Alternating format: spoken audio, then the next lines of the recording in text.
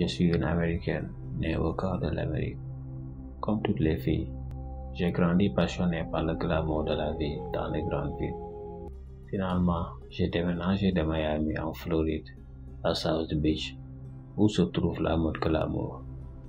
Bien sûr, j'ai fait ce que font la plupart des filles occidentales de mon âge. J'ai attiré l'attention des autres sur mon apparence et mon charme, en me basant sur mon estime de soi. J'ai suivi une formation rigoureuse pour devenir entraîneur personnel.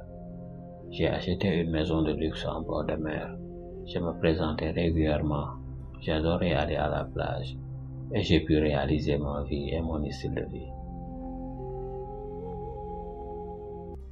Il m'a fallu des années pour réaliser qu'à mesure que je devenais plus attirante pour les autres, mon épanouissement personnel et mon bien-être diminuaient. J'étais esclave de la mode. Alors que l'écart entre mon épanouissement et mon style de vie s'élargissait, mon apparence était prise en otage. J'ai échappé à l'alcool et aux fêtes dans des activités de méditation et des religions alternatives, élargissant le gouffre qui ressemblait à une vallée.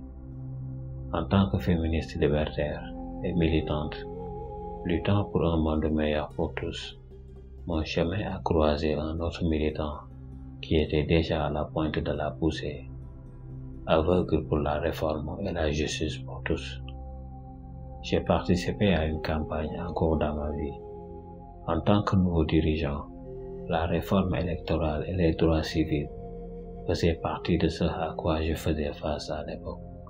Mais surtout, j'ai appris qu'il suffit de la foi pour voir le monde comme unitaire et un dans la création. Un jour, je suis tombé sur un livre qui en Occident s'appelle négativement le Saint-Coran. Jusque-là, quand je pensais à l'islam, je ne pensais qu'aux femmes sous les tentes, à la violence contre les épouses et au monde du terrorisme. J'ai d'abord été fasciné par le style et l'approche coranique, ensuite par la vision coranique de l'existence, de la création de la vie et de la relation entre le créateur et la création.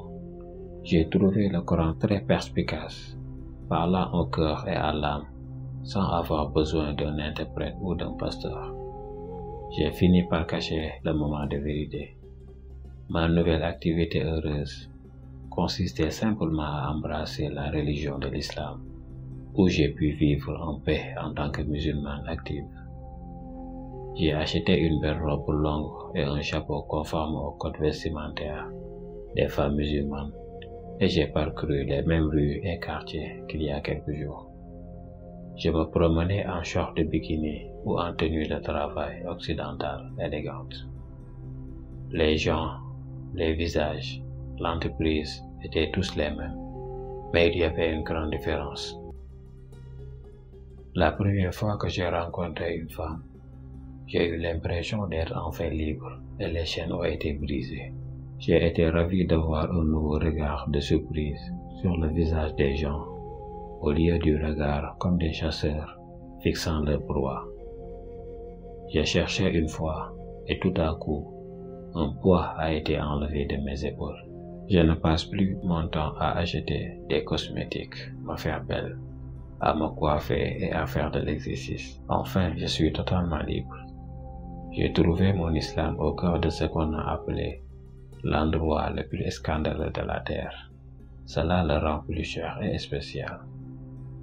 Aujourd'hui, je suis toujours féministe, mais je suis aussi musulmane et j'appelle les femmes musulmanes à soutenir pleinement leur mari et à prendre leurs responsabilités en étant une bonne musulmane. Éduquer leurs enfants à être de vrais musulmans afin qu'ils redeviennent les phares de toute l'humanité. Ordonner le bien et interdire le mal, de parler avec sagesse et d'énoncer tous les mots pour lutter notre droit de porter le hijab, pour plaire notre Seigneur, quelle que soit la manière que nous avons choisie.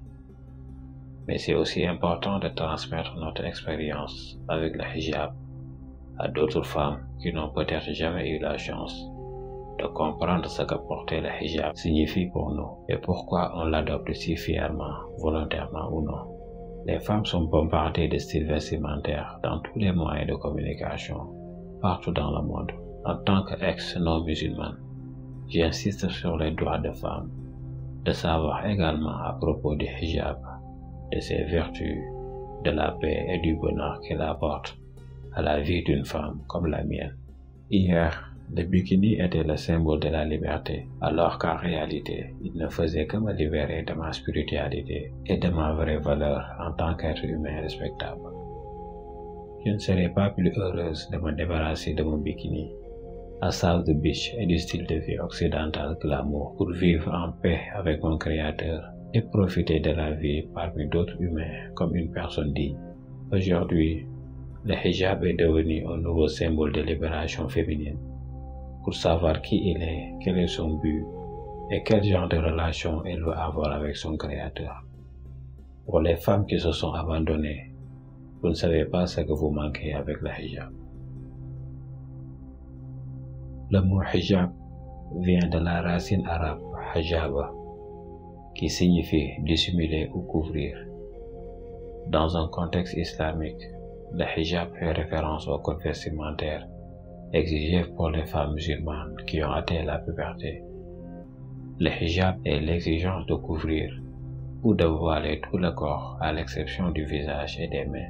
Certaines choisissent également de se couvrir le visage et les mains. C'est ce qu'on appelle la burqa ou le niqab, le voile intégral. Le hijab n'est pas exigé dans les situations où il n'y a que des femmes et certains parents masculins présents. Cependant, le hijab n'est pas seulement une question d'apparence extérieure. Il s'agit aussi d'une parole noble, de modestie et de conduite digne.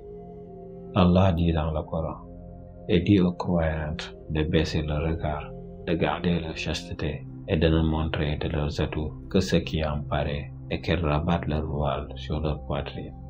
La tenue vestimentaire et le comportement modeste et pudique sont considérés comme une responsabilité coranique prescrite pour les musulmans des deux sexes. Le prophète sallallahu alayhi wa sallam a décrit la modestie comme la qualité distinctive de l'islam. Et pourtant, le hijab n'a pas empêché les femmes de participer de façon active au sein de la communauté du prophète sallallahu alayhi wa sallam. Que ce soit dans le domaine du culte, des affaires, de l'éducation, du travail caritatif, de la communauté ou même du service militaire.